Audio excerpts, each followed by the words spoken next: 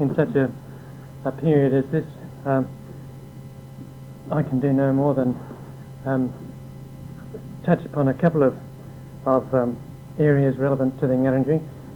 But the one thing that I would like to do, if I can, in the time, is to discuss the Ngarrindjeri in their response to the European invasion, and show that it was the classic response of any conquered or invaded people in recorded history, principally a mixture of resistance, and as far as the Ngarrindjeri was concerned, it was a dogged resistance, and secondly of cooperation and compromise with their despoilers and conquerors. Who were the Ngarrindjeri? Well, they were the most important South Australian people. Important, I think, from an historical point of view. Also important because they controlled and owned the finest slice of South Australia, and that is a beautiful triangle of country running from Cape Jarvis up to Swanport near Murray Bridge, and then down to Kingston. In other words, they owned all the Lower Murray, the two Great Lakes, the Coorong, and Encounter Bay. They were in fact the people who were next door neighbours of the people who owned the Adelaide Plains, the Kaurna. Their country met at Cape Jarvis. But like all major groups of Aborigines in Australia, they had their own, despite an underlying homogeneity that we find throughout the continent, they had their own language, their own culture, their own peculiarities of their economy and so on. For instance, although they were next door to the Kaurna, they had not one word in common with the Kaurna. The Kaurna were circumcising people, the Ngarrindjeri were non-circumcising. The Kaurna, although they did a bit of fishing, were mostly gained their livelihood from the land. The Ngarrindjeri were essentially an aquatic people. So they were a distinctive group. There's some controversy over whether they can be what the correct term is for them. Taplin, who I would trust in this regard, referred to them as a confederacy, and that I think is as close as we can get. They were in fact a confederacy of 18 tribes who owned that country. As I said, they were an aquatic people. They lived mostly on water birds and fish. Of course, they used the hinterland well. In addition, they had a very, very rich diet, but the Great Lakes, the Lower Murray, and the Coorong and the waters of the Southern Ocean enabled them to inhabit their country very, very densely. Sturt noticed this when he came down the River Murray in 1830. He pointed out that he scarcely met with fewer than 200 people a day as he came down the Murray, and as he got further and further into this country, the populations were denser, and their villages were more or less permanent villages, and so whereas, say, the staple food of the desert people is bread, the staple food of the Ngarrindjeri, although they of course used grains and various other vegetables, their staple food was supplied by the water, and their most important implement was undoubtedly the canoe. Robbed of the canoe, they were more or less robbed of a great deal of their livelihood, and they certainly were robbed of the canoe. They were highly skilled craftsmen, as we'll see directly. They had a pretty highly developed weaponry. In fact, I haven't seen any comment on this, but just from my own, and I'm not a weapons expert, but just from my own reading about weapons at the time, it seems to me quite clear that two of their range of spears, the Kaika and the Yanda, were more powerful and better weapons than the Brown Bess muskets that the British had in the 1830s. They were accurate over a greater distance. They could be fired much more quickly. and they were more reliable. But this early ascendancy in weaponry was quickly lost as European arms developed through that 19th century.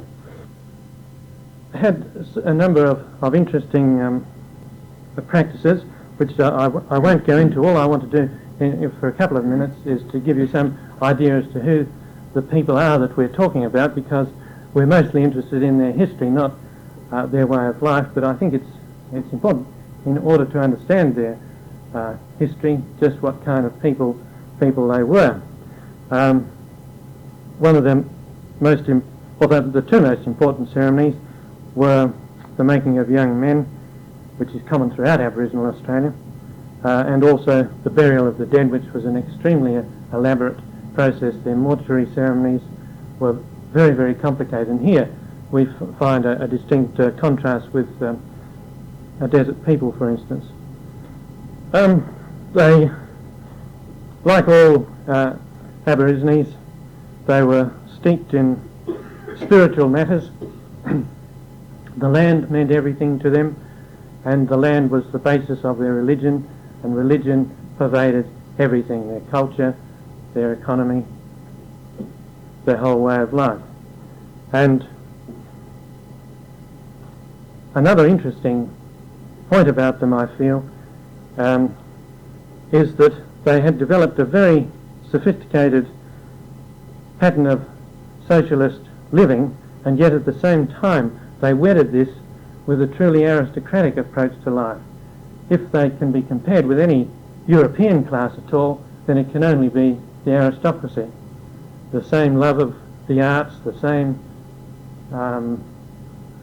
same pursuit of knowledge and philosophy, the same enjoyment of sport and so on, the same pride in carrying arms and so on. But the remarkable achievement was that it was also a totally egalitarian society. Their government, or what in the NARRINYERI word for the government was a tendi, it was elected, I regret, not on a full adult franchise, but full male adult franchise.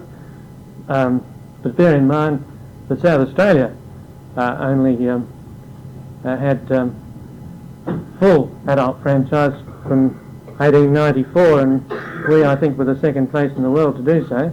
So at least it was a totally democratic form of government if you take male franchise as being democratic. The Tendi in turn elected a president called the Rapalay, and once again this was entirely a democratic process. Well, the next thing that I'm going to do is to just show a few slides of the NARRINYERI, so that you can see for yourself something of the kind of people that we are discussing.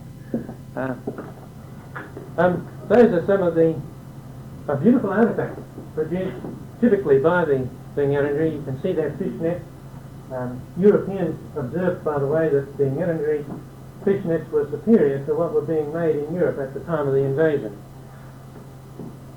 They're all genuine NARRINYERI artefacts, all except, as some of you no doubt can pick, the basket right at the top, which is made by the NARRINYERI, of course, but showing a strong European influence in it. It's a lady sampler, as some of you would recognize. That's some of the array of weaponry of the NARRINYERI, including their most famous club, right at the top, number 5, which is a plonga, a distinctive weapon.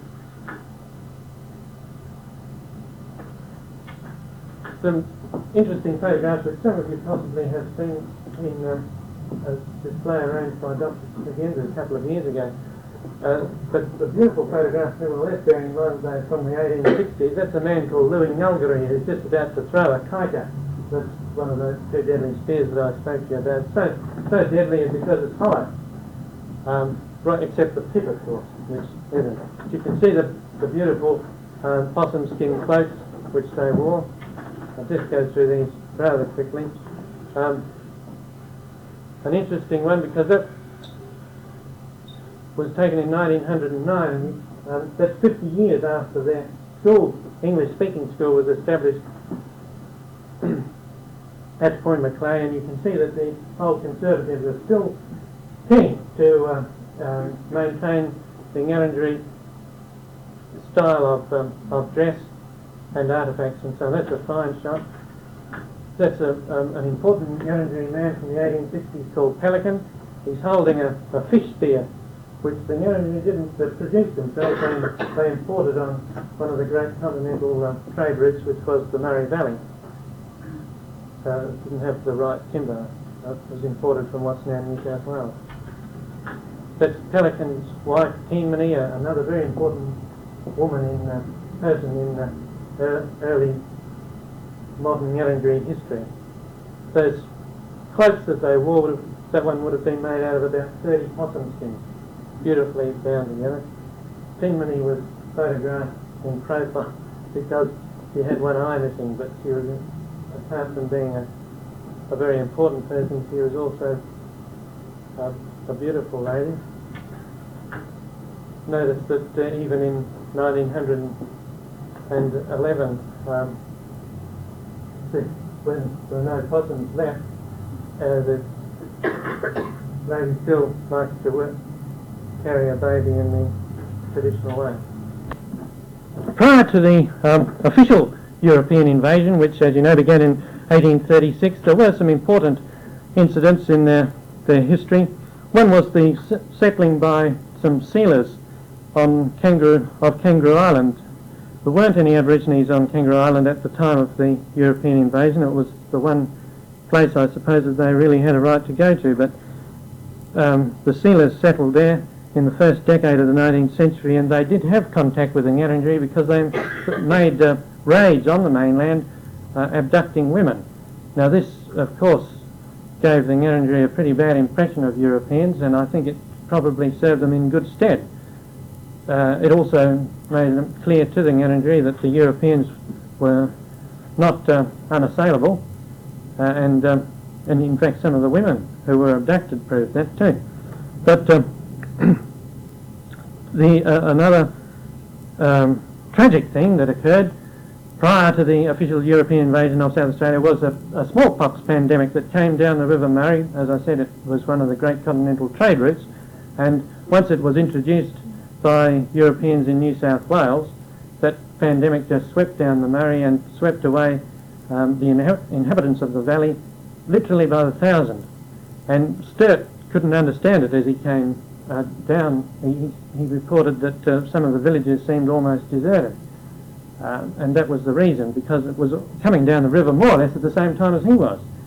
And it wasn't until 1911 that we realised just how enormous this catastrophe was from a Ngarrindjeri point of view. They were right at the end, of course, but in 1911 mass graves were found at Swanport, and Professor Sterling from the university went there and he found hundreds of bodies, hundreds of skeletons rather. And so this was an important thing too, in that it seriously depopulated this little nation. And the other important visitor of that time was Sturt himself, who reported to Britain, pointing out what magnificent country it was that he had visited, and also how heavily populated it was. And this gave further impetus to the plan to settle South Australia by Europeans. So this had a profound impact on the people. Well, the invasion, as I said, brought forth both reactions, resistance and cooperation, and we find various examples of both. The Kaurna naturally bore the brunt of the European invasion, and in only a couple of decades there were no Kaurna left, or no such group of people as the Kaurna. The Ngarrindjeri also, or certain groups of the Ngarrindjeri also suffered very severely in the early years, and particularly the tribe, or Lakalanjeri, that's a Ngarrindjeri name for tribe, word for tribe, known as the Ramengeri, who owned the Encounter Bay district. And of course whaling was set up down at Encounter Bay, and the Ramengeri very rapidly declined. Not simply through resisting, because many of those who cooperated declined in numbers even more rapidly through introduced diseases, in particular venereal disease. There was no venereal disease here, and once it was introduced by the Europeans, it quickly ravaged any group of Aboriginal people who had no resistance to it, as they didn't with smallpox and certain respiratory diseases too. And in no time at all, the Ramengeri were simply a remnant. They had, in the meantime, worked in the whaling station down there. They'd been a great help, as a matter of fact, to the whalers and also to the early farmers in that country. The first person to be arrested and charged with murder was a Ngarrindjeri man called Repengeri, or known to some of the Europeans as Black Alec. But Repengeri's story is a fascinating one. What he was really arrested for was defending his wives, who were attacked by a drunken whaler, and whom he dispatched, as he had every right to do, but they didn't know what to do with him. This was in 1837. He solved the problem by escaping from the Marines and was never seen again. Not by Europeans at any rate. Another incident which South Australians have been brought up on, as a matter of fact, for generations, was the Mariah incident. A great deal has been said and written about this. Perhaps the best known version of it is the fictitious one in Simpson Newland's book Paving the Way, but the facts are almost certainly very different from the ones that are normally believed. I haven't really got time to deal with the Mariah incident, but except to say that it illustrates my point pretty nicely, in that in just this one incident alone 25 Europeans were killed, and that's probably the highest tally for any South Australian group, Aboriginal group. But it wasn't the case, though, that they set out to kill them. In fact, they were rescuing them, and the incident was forced upon the people then known as the Milman, who were a section of the Ngarrindjeri. On the other hand, we find people cooperating as they were forced to do, just as people are forced to do in any invaded country. Once the invasion is a fait accompli, if you want to survive, you normally have to cooperate, especially if you're as outnumbered as this tiny nation of 3,500 people were, who were opposed to the British Empire at the height of its power. A fine example of a cooperating person would be a man known to the Europeans as Encounter Bay Bob, who put in a land claim as early as 1840 and was granted it. It's interesting, by the way, to realise how quickly the settlers, the Europeans, came to realise that the Aboriginal people of South Australia had very distinct and clearly defined proprietary rights over land. And Matthew Morehouse, writing in 1840, he was the first permanent protector, says, "A more extended knowledge of the language has introduced us to a more general acquaintance with the manners and customs of these people. We find what the Europeans thought the Aborigines of Australia did not possess: territorial rights, families owning and holding certain districts of land which pass from father to sons, never to daughters, with as much regularity as property in our own country. Encounter Bay Bob was the first native to claim land and give us a distinct idea of their hereditary laws. And he described to me a piece of land which was his birthright." And he goes on to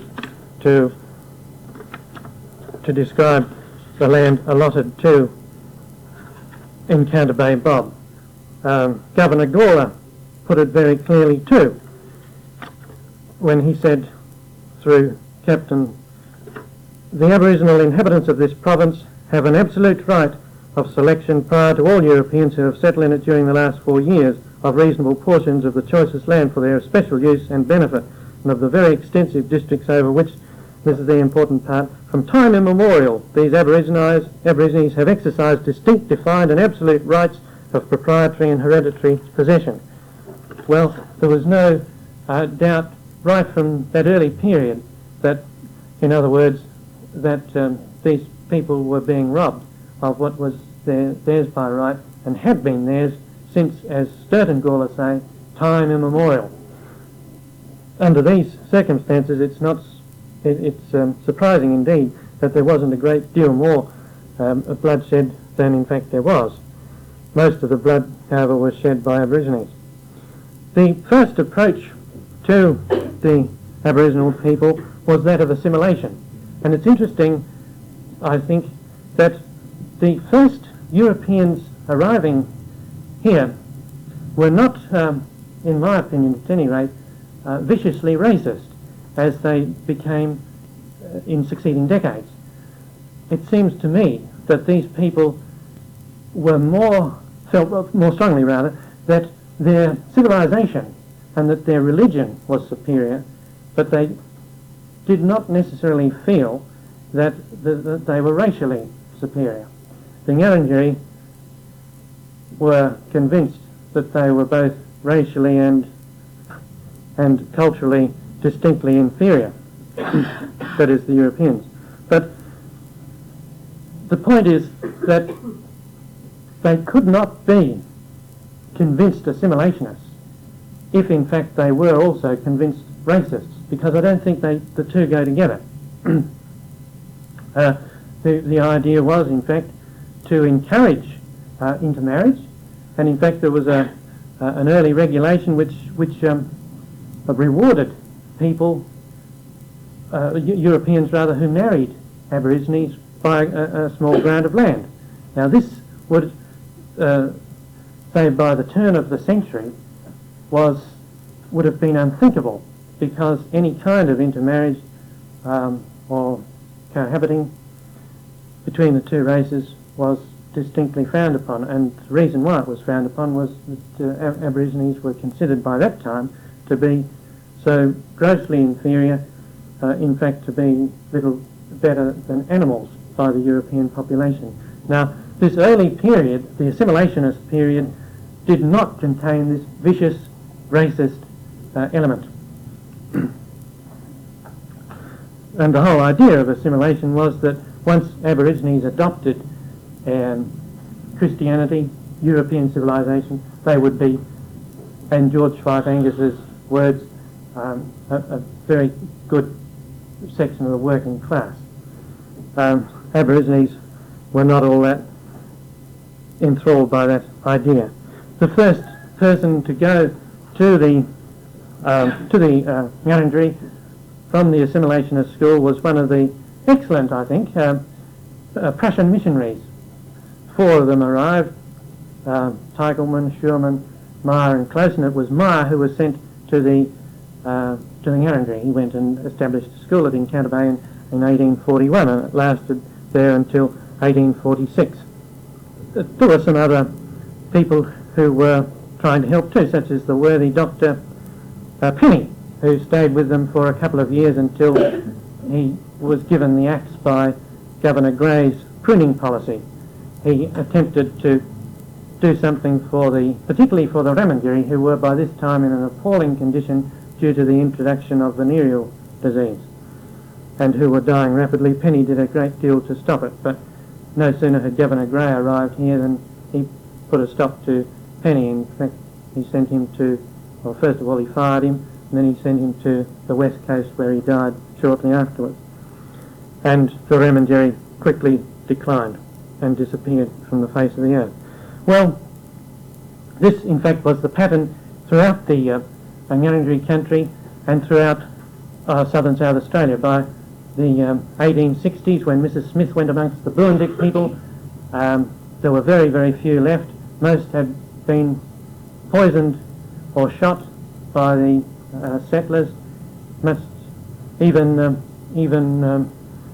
O'Halloran, the police commissioner, was protesting against the way in which the Burundik people of the southeast were so blatantly slaughtered by the invading Europeans. And in fact, the decline in Aborigines was so great that by 1856 it was considered that they were on the way out, and the protectorate was abolished with the approval of the Protector Moorhouse. But in 1857 a group of concerned people said, well, this isn't good enough, and they formed in Adelaide a group called the Aborigines Amelioration Society. These were European people, and in 1859 they changed their name to the Aborigines Friends Association, and the most important thing that they did was to establish a mission at a place called Rauken on the shores of Lake Alexandrina, what's known to Europeans as Point Macleay. And they sent a young teacher there called George Taplin to run the mission, the school, and establish a church there and so on, which he did. And we owe a great deal of our knowledge about the Ngarrindjeri to this important. There is Taplin. It's interesting that the boy whose shoulder he has his hand on is a boy called David, who was the son of the Rapalais. You might recall that the Rapalais was the president of the Tendi.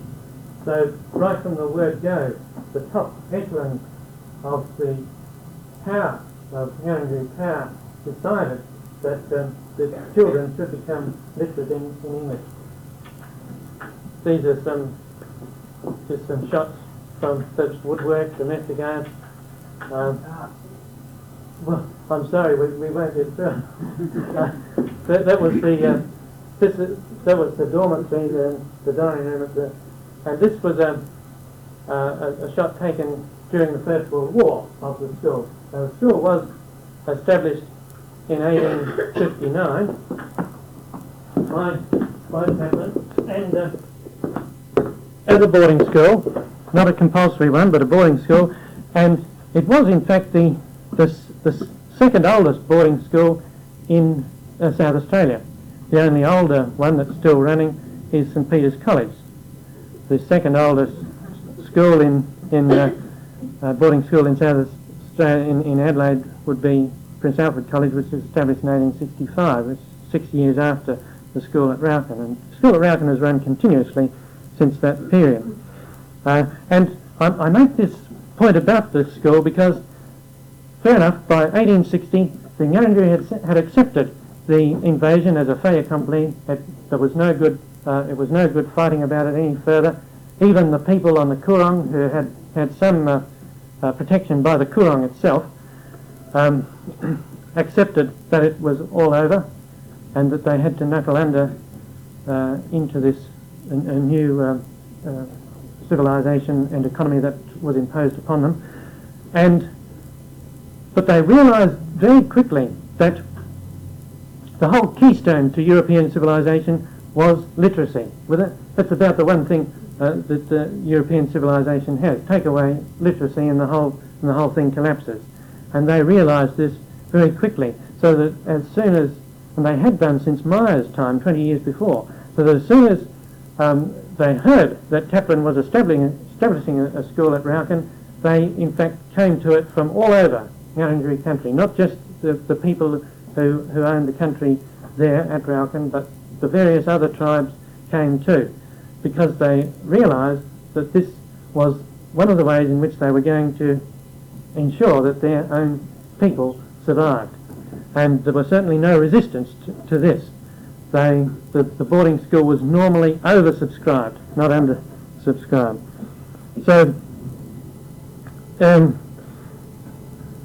the way that the people did, in fact, attempt to survive in this new hostile environment was very, very interesting. One of the things, there were two main thrusts. One of the things was to attempt to maintain the ancient tradition as strongly as possible, and even to incorporate parts of it into the economy. They'd been fishermen for 40,000 years, so they kept on being fishermen. One of the things that they used to do, one of the clever things that they used to do, was to build pounds in the lake and in the Lower Murray, catch fish and then put the fish in the pound so that they can have fresh fish day after day without catching any more. They used this method too, by keeping fish in the pound until there was a boatload ready to send across the lake to Malang and then down to the market up to the market in Adelaide. They had a lot of trouble, unfortunately, with Europeans robbing their pounds, but in fact the fishing industry never really burgeoned as it was originally hoped that it would. But nevertheless, it was used. As you saw from the slide, they were very skillful basket makers and weavers and so on. Well, they kept on this too, selling them in the European market. So great did that develop that they even had a stand at the annual Chamber of Commerce exhibition of Ngarrindjeri basketry at the annual meeting of the AFA held in the town hall. It was a practice towards the end of the 19th century to decorate the whole town hall with Ngarrindjeri matting and basketry and other artefacts. So they kept on doing this. Also, particularly after Victor Harbour became a popular tourist resort for the middle class, who would take a train in later years to Goolwa and then catch a steamer across to Rauken for a pleasant day trip. Well, they'd see boomerang throwing and treat the place as a human zoo and go away armed with baskets and other artefacts.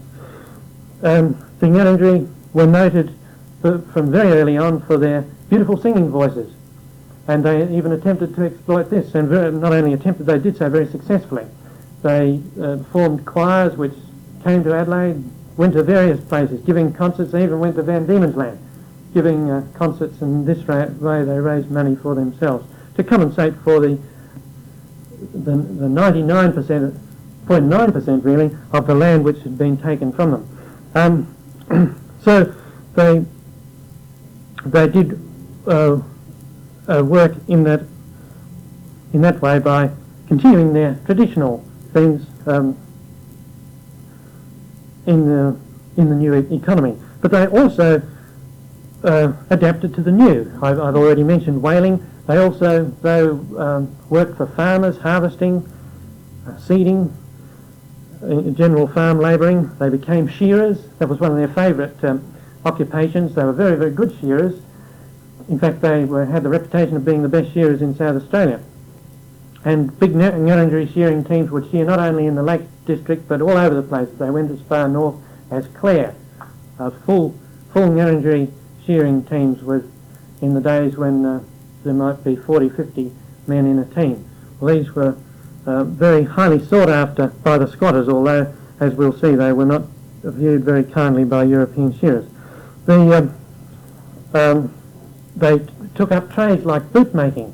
Bootmaking was a remarkable trade for the Ngarrindjeri, in that they were able to compete for years with factory-made boots and shoes made in Adelaide. In fact, steamers would come to Rauken and pick up sizable quantities of boots, and then they'd be sold to stations and towns all along the River Murray, right up into New South Wales and Victoria. And it's an extraordinary achievement in that all they had were their hands, some rudimentary equipment, and yet they were able to compete with the Adelaide machinery until it became absolutely impossible when the Adelaide machinery, just prior to the First World War, in the first decade of the century, became so sophisticated that the Ngarrindjeri was just unable to make handmade shoes and boots, despite the fact that they were sought after, that could compete as far as price were concerned. They established a wool washing industry, getting wool from the surrounding stations and washing it and then sending it on to Adelaide. That was a profitable one. They became all kinds of, they entered into the building trade and became various types of tradesmen in the building trade, but particularly stonemasons. And there are many fine examples of Ngarrindjeri stonemasonry still to be seen throughout that country. That's an example of a wedding of the two cultures. That's another fine example of the wedding of the cultures. You'll see Ngarrindjeri fish net, Ngarrindjeri fish, Ngarrindjeri baskets, but the girls wearing European style clothing that they've made themselves at the school at Rauken. A nice example of the way in which the Ngarrindjeri were able to adapt very cleverly, I think, to what was imposed upon them.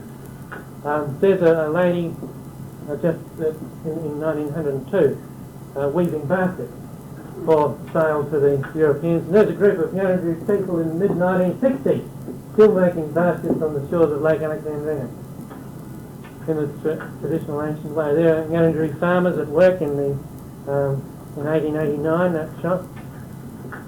There's the wool washing. You see the flying fox that they've rigged up.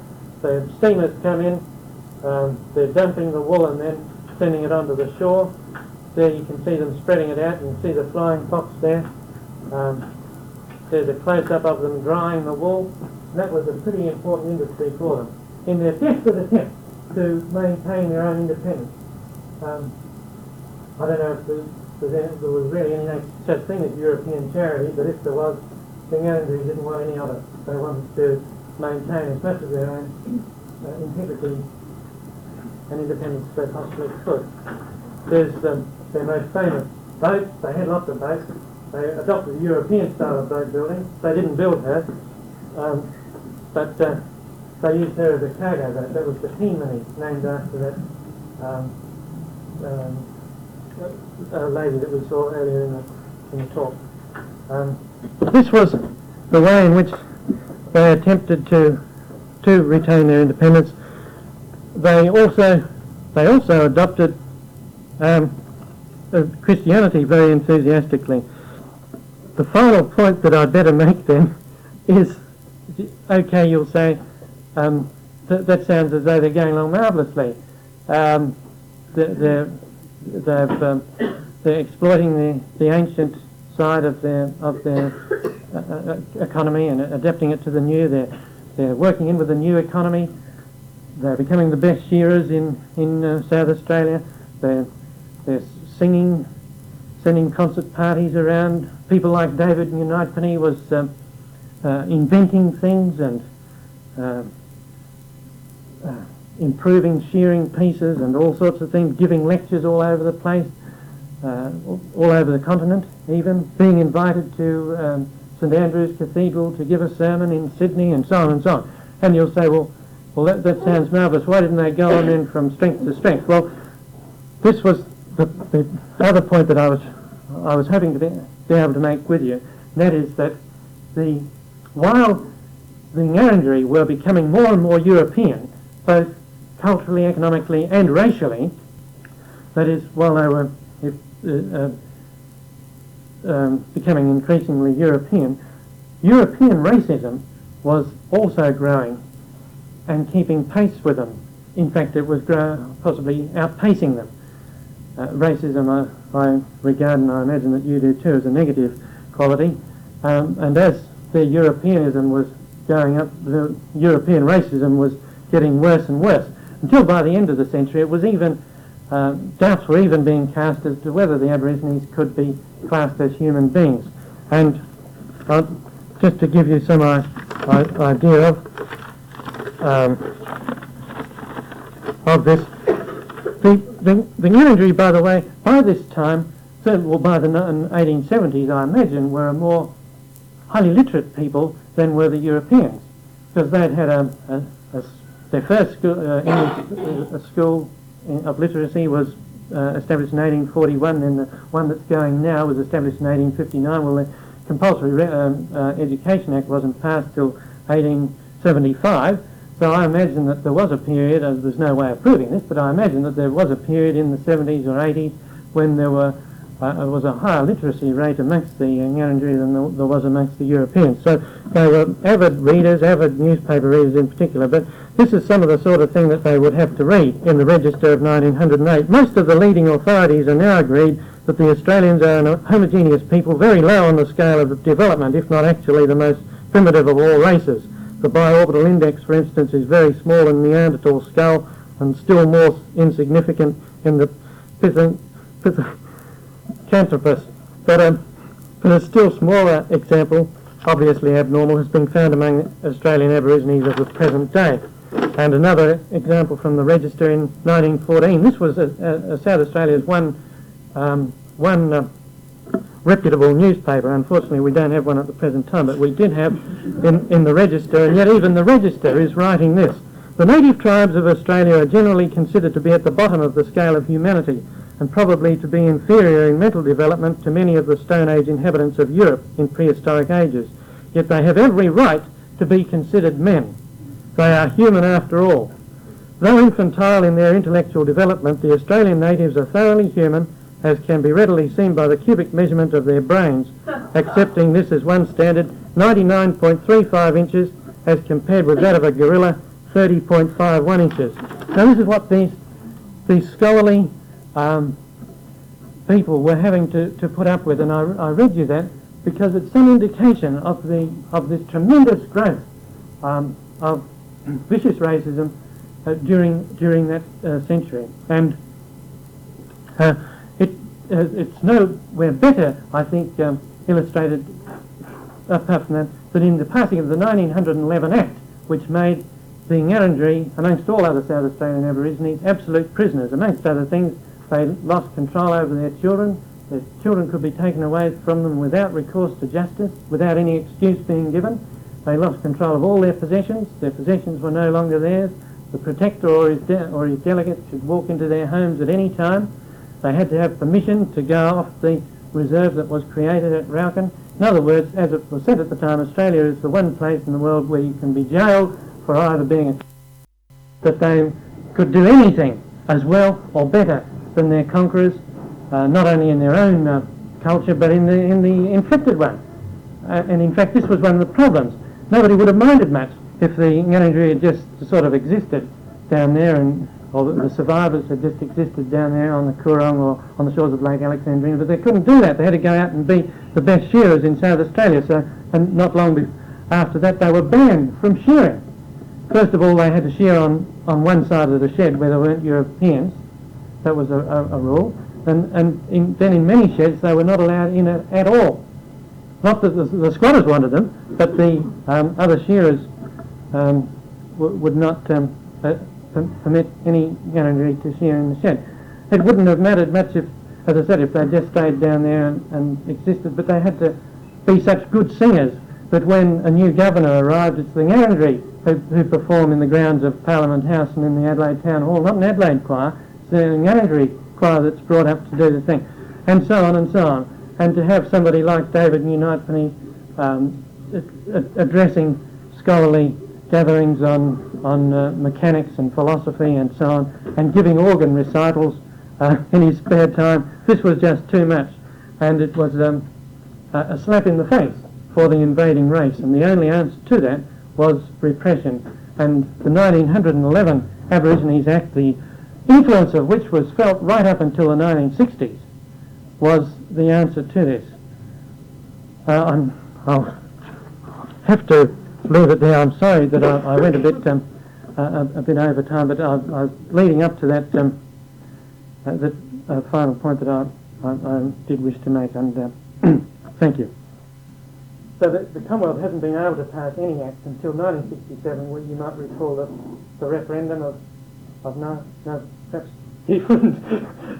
But there was a referendum in 1967 which enabled the Commonwealth to pass acts, and certainly under the Whitlam government, then acts relating to Aborigines were passed. But the 1911 Act was in fact based upon the Queensland Act of 1894. South Australia was the last state with any sizable Aboriginal population to have an Aborigines Act. We didn't have one until then. Yes, now this is this is one of the reasons why the Ngarrindjeri were very, very keen on shearing, because you might know that shearing is always done on a piecework basis, and always has been.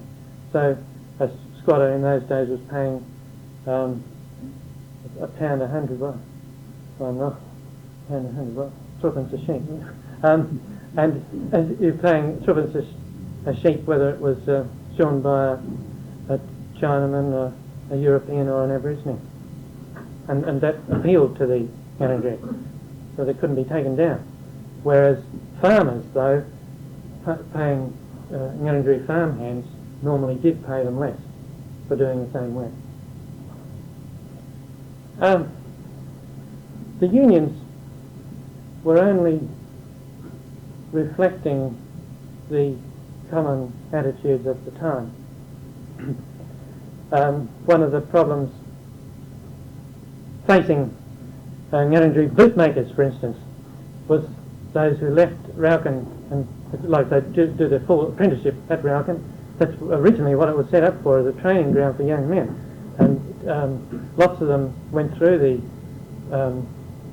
apprenticeship and became journeyman bootmakers, came to Adelaide, but they couldn't get employment here because none of the factories would have them, no matter how good they were, because the white bootmakers wouldn't work alongside them.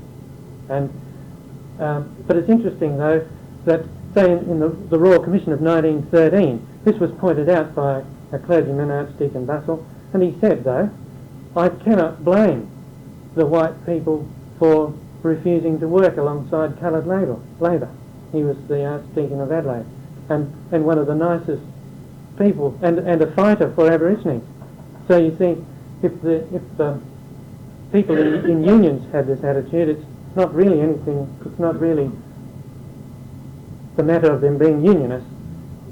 The attitude pervaded all society.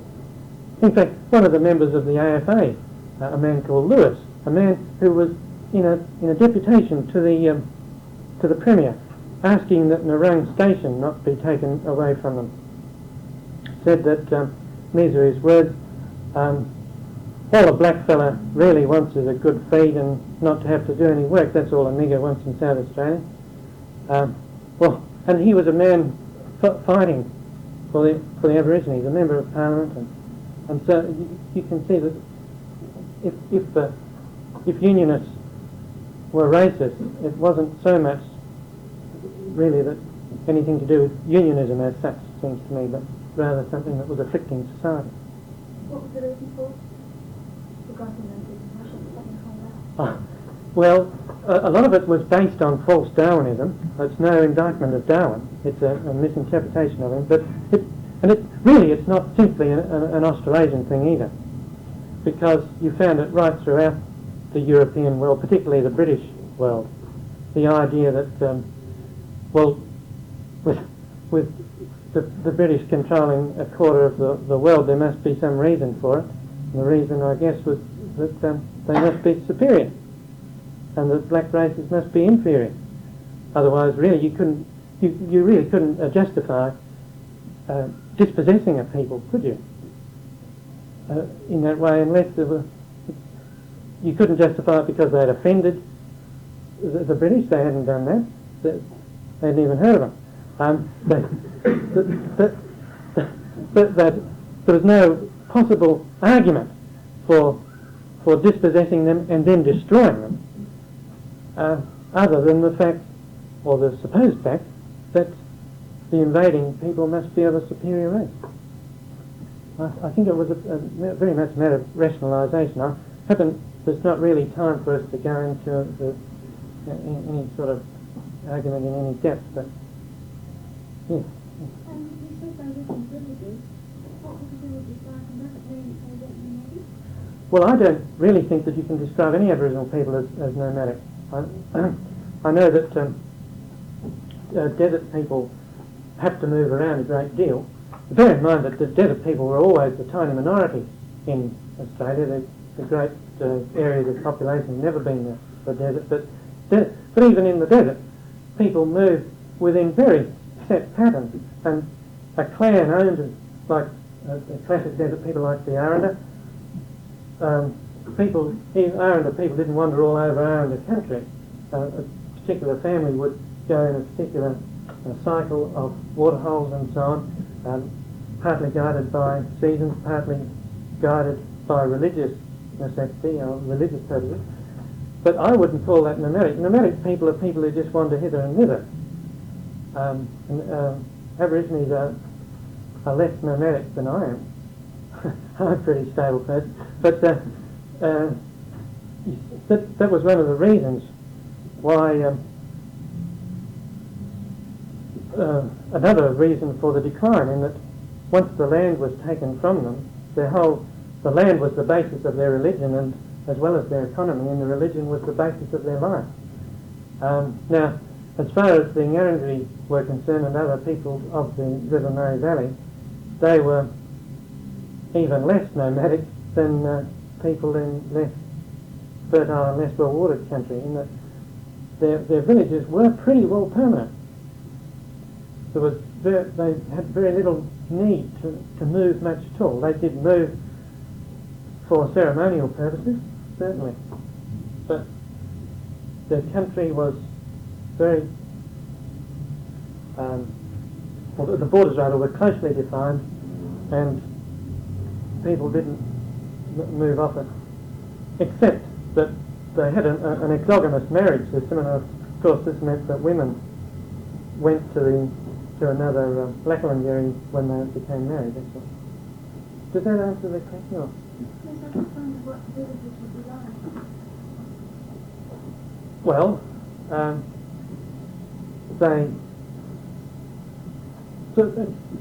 you can see some pictures of them. Colonel Frome drew some of the Milmanrura villages. He went down there just after the punitive expedition that was led by O'Halloran after the Maria incident, and he drew they set fire to some of the villages as a part of the punishment, and he drew some of them, and you see them there, fairly substantial dwellings made out of solid logs. They were big enough to have fires inside, and even corpses drying inside. Several families living in one of these big, totally weatherproof buildings. Well, if you know that country, you know how cold it can be even in midsummer. So they had very substantial dwellings.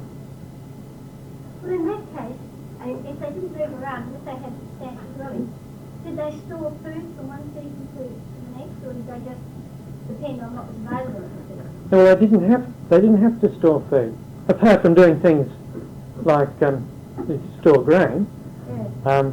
but store fish in pounds and Yes. things like that. Grain activities, and grass. Yes. Well, they didn't need to store a great deal even then. How many of these people descendants were still lived out? Well, there's only it varies, but there are between 100 and 200 at the present time. What I did have some more slides, and I was going to show you some other things, but I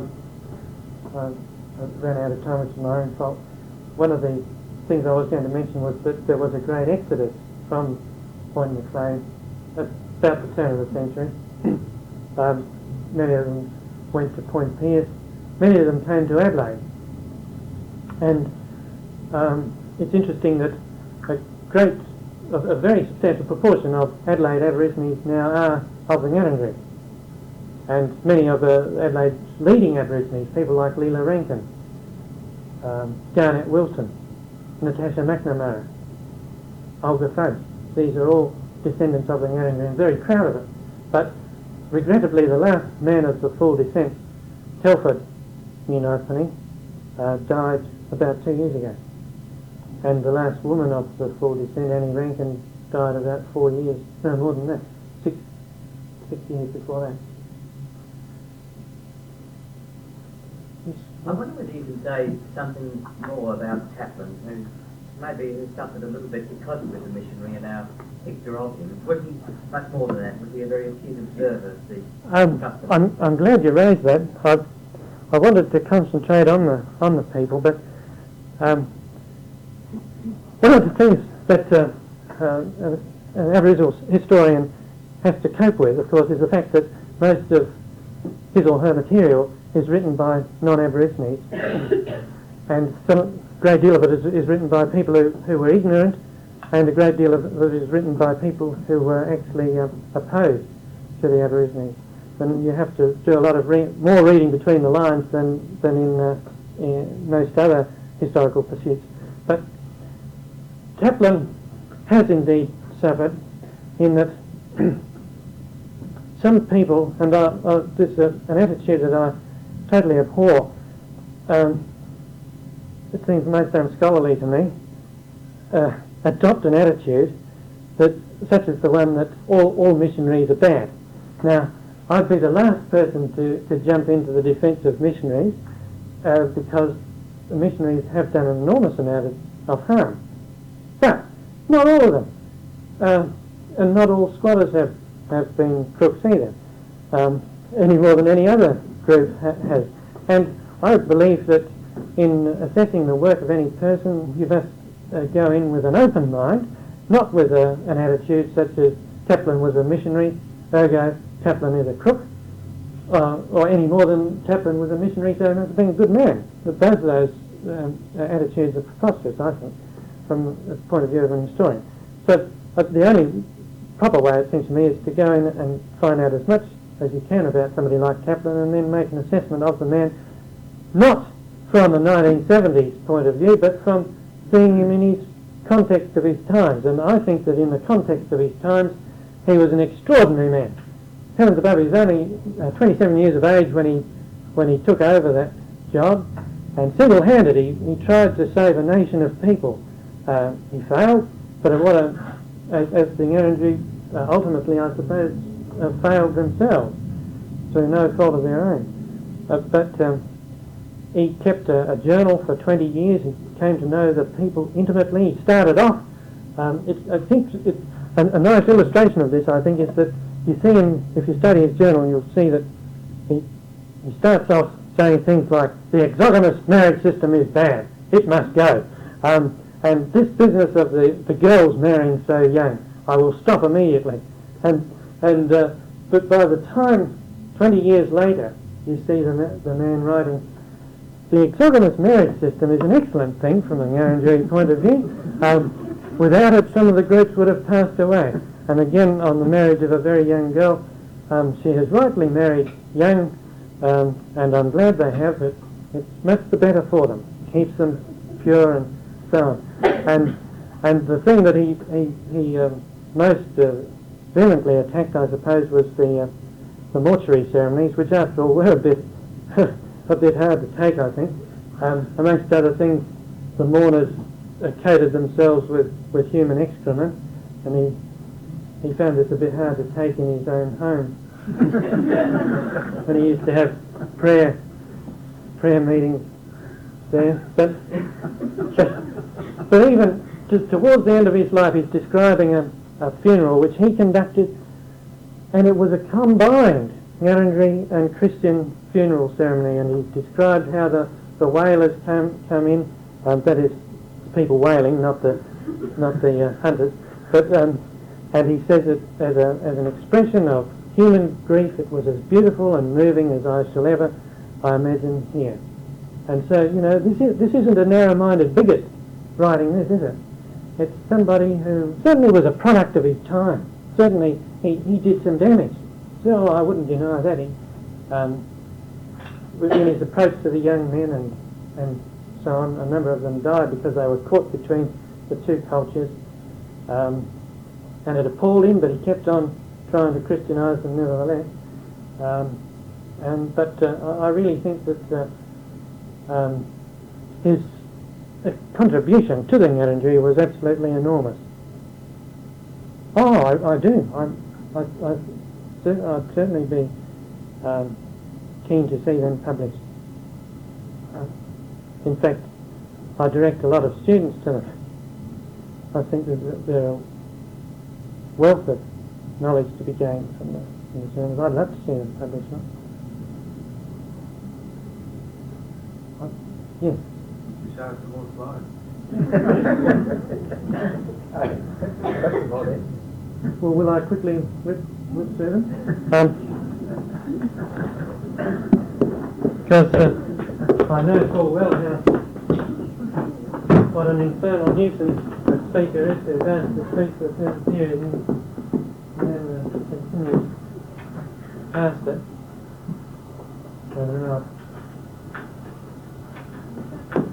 That's Ralph in the early days. Taplin was still alive there. You can see the kind of cottages that they're building. They were pretty good cottages for those days. And you can see the church built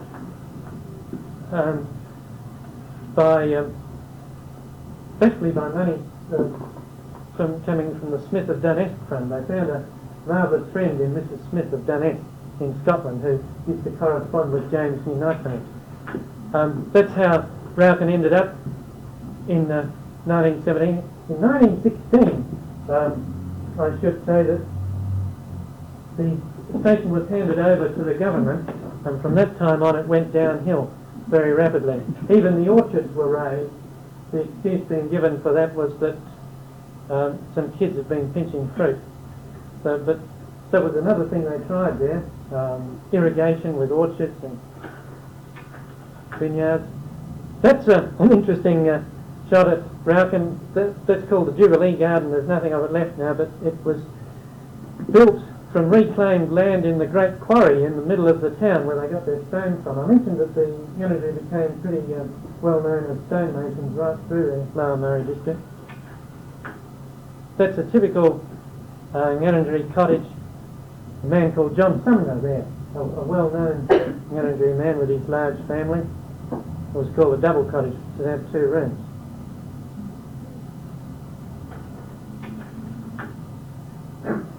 Even in the 1920s, when that was taken, there were some of the old conservatives still coming in from the Coorong who insisted on living in Whirlies rather than in the houses in the village. You can see a couple of paddle steamers there at the end of the jetty. That's the church at Rauken. The transepts and the porch were added by Yenergy stonemason themselves, or they learned their trade under a white stonemason in 1868, building the nave of the church. And then they went on and added a Yenergy stonemason called William McHughes added the transepts and the nave about 20 years afterwards. That's perhaps the most outstanding Yenergy man in modern times, James New Knightpenny. I had a chuckle a few years ago when the Minister of Education announced that for the first time an Aboriginal professional teacher was being employed. Well, James New Knightpenny was employed as a professional teacher in 1863. How's that surname spelled? Ngunaitponr.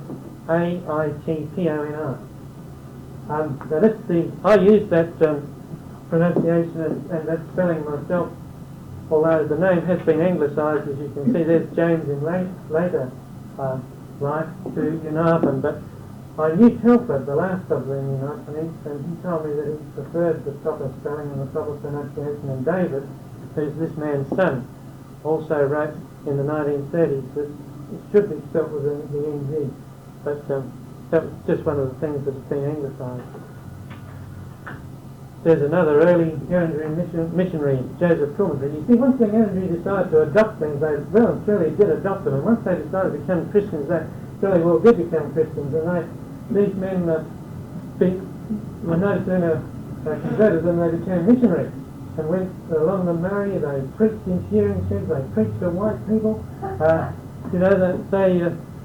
They were enthusiasts, as they whatever they did well. And Joseph Coulter was a classic example of that. That's David New Knightpenny. For those of you who can remember back to the 1940s and 50s would know that he was by far Australia's best known Aborigine. He was James's son, the famous inventor and organist and philosopher, writer. There he is on the steps of St Andrew's Cathedral just after having given that sermon that I think I mentioned to you.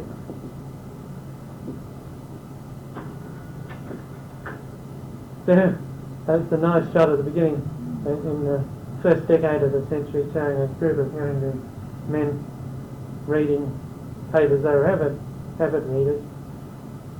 Notice this is the thing that struck people right from the early times, how what a handsome race the Ngarrindjeri were, even in fairly advanced age.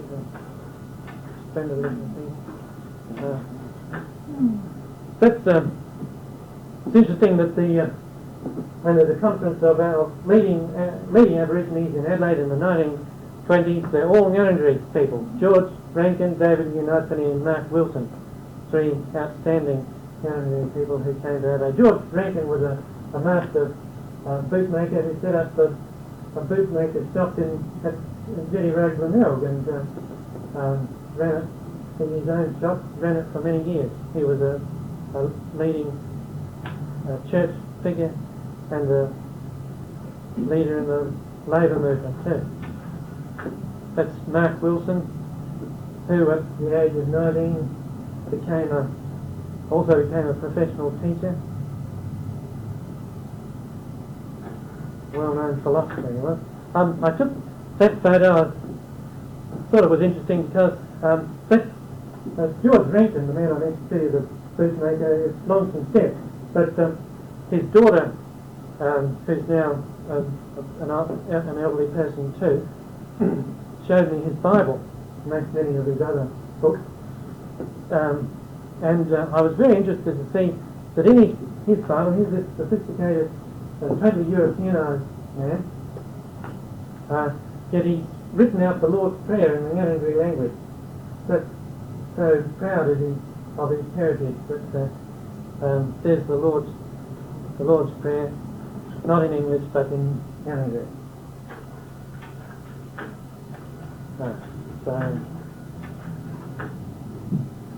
Another important figure from the Great Exodus from Rauken, Harold Croppenjerry, who went to Point Pearce. And none of these old Ngarrindjeri names you find all over the place now, including Point Pearce and Adelaide and so on. That's Alfred Cameron, one of the leading Ngarrindjeri farmers who farmed a farm called the Needle for many years, and his daughters ran up until quite recently. The farm built 100 years ago by Ngarrindjeri stonemasons, the farmhouse still standing in perfect condition on the shores of Coorong today. And he was a very fine man, was Alfred Cameron. That's Edgar Lampard. I took that photo myself not long before he died. And he also was one of these descendants of farming Ngarrindjeri people who got off Rauken and set out on their own, battling against enormous odds because they couldn't get help from the land board. The land board wouldn't give them land. I know how Cameron, for instance, said to the Royal Commission he tried with £100 in his pocket to get a land from the land board, but young white men with 20 shillings in their pockets were given land. But the Lampards and the Camerons and the Muckrays and the Macusers, they nevertheless, during this period of terrible oppression of the Ngarrindjeri people, got up Rauken and just grabbed small, very poor pieces of land and farmed it. And his father was the first Lampard farmer, and Edgar, who died not long after that photo was taken, followed him as a farmer in the country in the Coorong. An outstanding lady of very recent times who also died since I took that photograph was Rebecca Wilson, Auntie Chumai, who was a leader of the Adelaide Ngarrindjeri and a Christian leader. In fact, that's taken in my car when I was taken to hospital. And that's one of the reasons for the decline of the Ngarrindjeri. That was taken in 1956 rather. See now, when that hut was built over 100 years ago, it was pretty good by South Australian standards. As people said, that kind of cottage was as good as you'd find in Goodwood or any ordinary working class suburb of Adelaide at the time. But you see, that's how they stayed. They weren't able to expand, and that woman was still living in the house, practically was in worse condition than it was 100 years previously. But a note of hope, there's Leela Rankin, who's an important Ngarrindjeri leader in Adelaide at the present time, and Telford Unites, and he's the last Ngarrindjeri man of the full descent there. That photo was taken at Taplin in 1974. But it's with people like Mrs. Rankin and their children, I suppose, that the Ngarrindjeri do feel that they have got some hope. Certainly they're not giving up.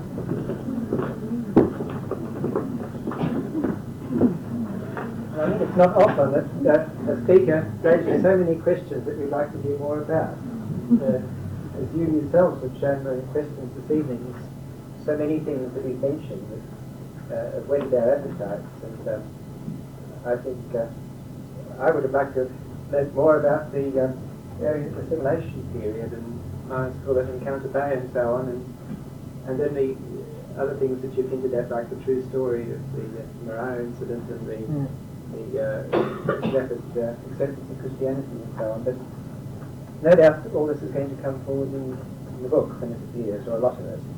And I think that we'll certainly have many people here tonight who will be very interested to see it when it does appear in print. So I'd like you all to join with me in expressing our appreciation to Mr. Jenkin for the very interesting talk he's given us this evening.